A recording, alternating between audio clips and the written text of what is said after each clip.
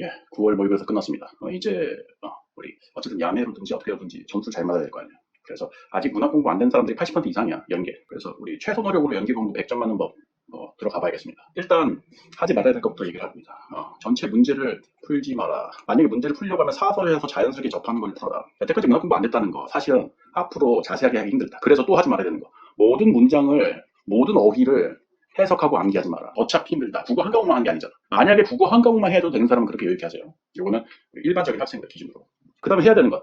어떻게 해야 되느냐? 뭘 하나만 하면 되느냐? 표시를 해라. 이 표시는 나중에 2회독 더 할 때 읽을 것만 표시하는 거예요. 최소만 표시하는 거예요. 그래서 총 표시하면서 1회독, 나중에 그것만 확인하면서 이렇게 해서 3회독까지 효과가 나온다. 어떤 걸 표시할 것이냐? 운문이랑 산문이 다른데, 운문, 현대 운문, 고전 운문 상관없이 일단 한 문장씩 읽어. 그 다음에 거기에 대해서 어떤 생각을 하냐면은, 이거는 서술자, 시적화자가 긍정적으로 생각할 것이다. 아니다. 이거는 부정적으로 생각할 것이다. 라는 느낌을 갖잖아. 그 다음에 얘를 해설지를 보고 맞춰봐. 그러니까 준비물이 EBS 그냥 생짜 교재가 있어야 되고 해설지가 따로 있어야겠지. 해설지는 어떤 출판사도 괜찮습니다. 그래 놓으면은 한 문장 읽다 보면은 어떤 곳에서 나는 P라고 생각했는데 긍정적이라고 생각했는데 실제로는 부정적이었던 게 있어. 혹은 거꾸로 걔를 표시한다. 그것만 표시하면 여러분이 실제 수능에서는 특별히 틀릴 일이 없고 사실은 운문 해석의 핵심이 되겠어. 모든 운문 해석에.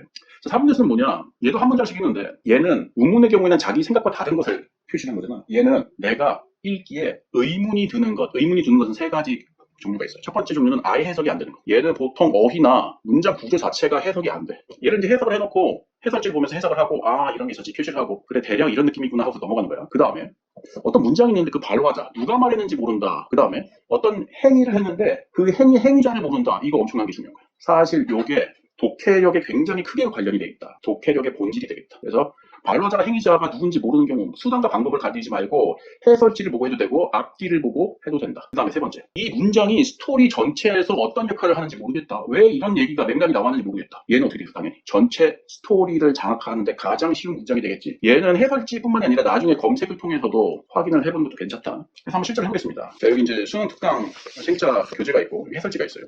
그래서 하나하나 읽어봐. 그래서 내가 해석이 완벽히 되지 않더라도 그렇더라도 왠지 긍정적인 거랑 부정적인 게 자기 느낌이 온단 말이야. 근데 읽다 보니까 해설지를 확인하다 보니까 어떤 순간에 내가 생각했던 거랑 완전히 다른 게 있어. 특히 이번에 우리 시험에 나왔던 거지. 삼춘화려 호시절에 경물이 실험없다.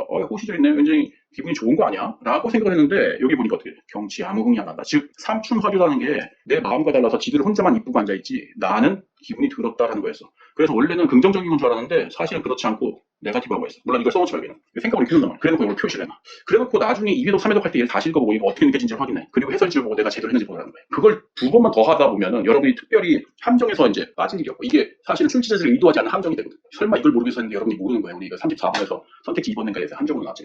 그래서 거기에다가 실제로 이 사람의 논문 읽기 실력을 높여주는 굉장히 중요한 요소가 되겠습니다. 3번의 경우에는 회장전을 보면은 이렇게 돼 있어. 읽다 보니까 되게 어려운 한문이 있어. 이게 뭔 소리지? 도저히 모르겠다라는 거야. 그러고 보면은 해설지를 보면은 야 호령하는 새끼 누구야? 그 정도 느낌이구나. 그럼 호령자는 요것만 알면 되겠네. 특별히 어려운 게 아니네. 하고서 넘어가지. 그리고 읽다가 저놈이 왈칵문을 서분 사면을 둘러보던 이 저놈이 누구였지? 하고 보니까 해설지도 잘 안 나와 있어. 이럴 때는 앞뒤를 문맥을 보면서 저놈이 이 방자놈이 들어오는 게 그 얘기였구나. 절대로 배비장이 얘기가 아니었구나. 거기까지 이해를 하고 넘어가는 거예요. 이게 상당히 중요한 게 이런 문장뿐만 아니라 이 문장이 어떤 사람한테 쉬울 수도 있지만 어떤 사람한테 어렵거든. 또 어떤 문장은 어떤 사람한테 쉬울 수도 있고 어려운 거예요. 사람마다 인지 구조가 달라서 자기가 어려워하는 분야가 따로 있어요. 그래서 그 부분을 반드시 찍어놓고 내가 왜 이해를 못했을까? 앞뒤를 보면서 해석을 하거나 여기를 보면서 해석을 하는 거야. 이렇게 발화자, 행위자를 모르는 경우 그리고 스토리 맥락에서 왜 나오는지 모르는 경우 이걸 통해서 하고 여기까지 이해가 안 됐을 경우는 사실은 네이버나 인터넷에서 검색을 해서 최대한 이해하는 노력을 해라. 그렇게 하고 체크를 몇 개만 해놓고 지나가고 나중에 2회독, 3회독을 하라. 이렇게 하시면 전체를 망라해서 가장 공부를 하기 쉬운 방법이 아닐까. 위험한 게 사실은 어떤 작품을 정해놓고 그 작품만 공부를 한다. 물론 이번에 시험에 나왔던 거는 빼놓을 수가 있지만 특정 작품만 공부를 한다. 어떤 작품 빼놓고 한다. 이거는 우리 수능 역사에서 굉장히 위험한 짓이다라는 게 이미 많이 증명이 됐기 때문에 그렇게 하지 마시고 전체를 볼 때 이런 방식으로 간편하게 하시기 바랍니다.